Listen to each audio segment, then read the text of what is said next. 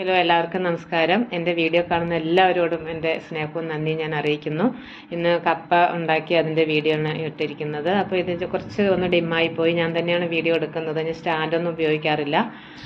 അപ്പോൾ ഇതിന് കടുക് പൊട്ടിക്കാൻ വേണ്ടി ഞാൻ കുറച്ച് ചുവന്നുള്ളിയും വെളുത്തുള്ളിയും പച്ചമുളകും കറിവേപ്പിലയും കൂടെ കടുക് പൊട്ടിക്കുകയാണ്.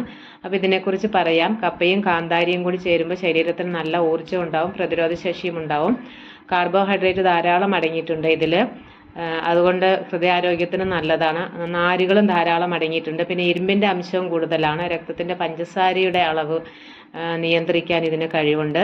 കപ്പയിൽ അടങ്ങിയിട്ടുള്ള ഹൈഡ്രജൻ സയനൈഡാണ് കപ്പയിൽ കട്ടുണ്ടാക്കുന്നത്. ഇത് ഒഴിവാക്കാൻ വേണ്ടിയാണ് കപ്പയുടെ നടുവിലുള്ള കട്ടിയുള്ള നാര് കളഞ്ഞിട്ട് നന്നായി തിളച്ച വെള്ളത്തിൽ വേവിച്ചതിന് ശേഷം ആ വെള്ളം മുഴുവൻ ഊറ്റിക്കളഞ്ഞാൽ ഈ കട്ട് മാറിക്കിട്ടും.